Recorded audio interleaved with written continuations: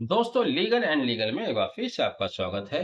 आज भारत के मुख्य न्यायाधीश पी आर गवई साहब ने सुप्रीम कोर्ट में नवनियुक्त दो जजों को शपथ दिलाई और उनकी इसी शपथ के साथ अब सुप्रीम कोर्ट अपने फुल स्ट्रेंथ पर काम कर रहा है, यानी कि सुप्रीम कोर्ट में काम करने वाले जजेस की संख्या अब 34 हो गई है। या जैसा कि आप जानते हैं, आज जस्टिस आलोक के आराध्य और जस्टिस विपुल पंचोली साहब शपथ दिलाई गई, लेकिन इनकी शपथ के साथ ही कॉलेजियम पर एक दागदार सवालिया निशान हमेशा के लिए लग गया है। दरअसल 25 अगस्त को जिस दिन विपुल पंचोली साहब का नाम कॉलेजियम द्वारा केंद्र सरकार को भेजा गया था, उसी दिन से ही विवाद पैदा हुआ। सबसे पहले टाइम्स ऑफ इंडिया में खबर छपी। कॉलेजियम में शामिल रही सुप्रीम कोर्ट की वी नागरत्ना ने विपुल पंचोली साहब के नाम पर आपत्ति दर्ज की थी। वह उनके नाम से सहमत नहीं थी। उन्होंने कहा था कि जस्टिस विपुल पंचोली का गुजरात हाई कोर्ट से बिहार हाई कोर्ट 2023 में ट्रांसफर किया गया था। यह ट्रांसफर कोई असामान्य नहीं था, उनकी मीटिंग्स मंगाई जानी चाहिए। और भी बहुत सी बातें उन्होंने कही थी। उसके बाद से विवाद बढ़ता गया। अगले ही दिन सीजेआर यानी कि campaign for judicial accountability and reform के द्वारा एक पत्र जारी किया गया। उन्होंने मांग की कि बीवी नागरत्ना ने जो असहमति जताई है उसको पब्लिक किया जाए, जिस तरह से पहले से परंपरा रही है। इसके बाद एक और बड़ा नाम जुड़ा सुप्रीम कोर्ट के पूर्व जस्टिस जस्टिस अभय एस ओका साहब का। जस्टिस अभय एस ओका ने एक किताब के लॉन्चिंग के प्रोग्राम में बोलते हुए कहा कि जस्टिस बीवी नागरत्ना द्वारा जताई गई असहमति के बाद विपुल जस्टिस विपुल पंचोली का नाम केंद्र सरकार को नहीं भेजा जाना चाहिए था और उनके द्वारा जताई गई आपत्ति पब्लिक डोमेन में लाई जानी चाहिए। मामला यही नहीं थमा। अगले दिन सुप्रीम कोर्ट की वरिष्ठ अधिवक्ता श्रीमती इंदिरा जयसिंह ने भी कॉलेजियम के इस निर्णय पर सवाल उठाए।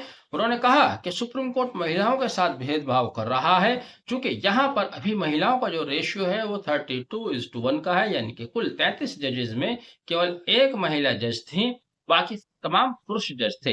इसके अलावा इंदिरा जयसिंह ने यह भी कहा कि गुजरात एक छोटा राज्य होने के बावजूद वहां के जजेस की संख्या अब 3 हो गई है।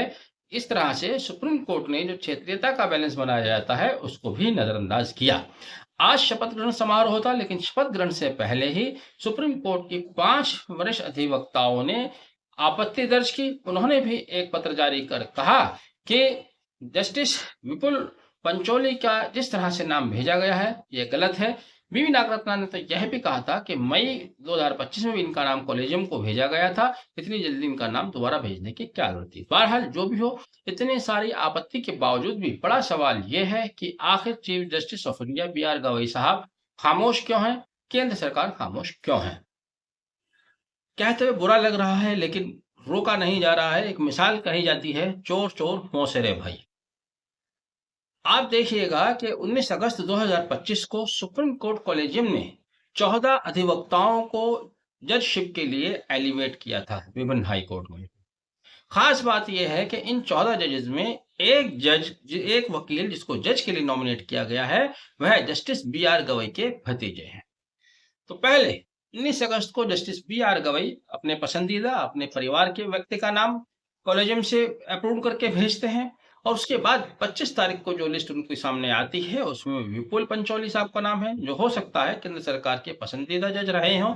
तो ऐसे में अब बीवी नागरत्ना सहमत हो या ना हो, उनका प्रभाव मैं समझता हूं जस्टिस बी आर गवई साहब पर नहीं पड़ने वाला। और कल को यही जज इंसाफ की कुर्सी पर बैठेंगे, आप इनसे न्याय की उम्मीद करेंगे। तो ये गड़बड़झाला कॉलेज में अब का नहीं है, बहुत पुराना चल रहा है। आपको मालूम होगा, इससे पहले भारत के पूर्व चीफ जस्टिस जस्टिस साहब जो कि दिल्ली उच्च न्यायालय से आए थे, वह भी 34 सीनियर अधिवक्ताओं को पीछे छोड़कर नीचे से ऊपर आए थे। ठीक इसी तरह से यहाँ पर भी सवाल यह भी पैदा हो रहा है, यह भी क्वेश्चन किया जा रहा है कि पूरे देश के हाई कोर्ट्स में 57 सीनियर जजेस की सूची है, जिसमें विपुल पंचोली बहुत नीचे आते हैं, फिर उनको नीचे से उठाकर आगे क्यों लाया गया है। अब इस तरह के जज आपको दिए जाएंगे और फिर आप उनसे अगर न्याय की उम्मीद करते हैं तो मैं तो यही मानूंगा कि आप बहुत मासूम हैं। इनसे आप न्याय की उम्मीद कतई नहीं कर सकते, जो खुद बेईमानी करके जज बन रहे हैं, दूसरों का हक मार के जज बन रहे हैं। हालांकि जस्टिस विपुल पंचोली अब भारत के चीफ जस्टिस बनेंगे, साल 2023 के आसपास बनेंगे और 2 साल 8 महीने के लिए बनेंगे। ये अब उनका भारत का ये भविष्य तय हो चुका है। आपने वीडियो आखिर तक देखा, thank you, have a nice day.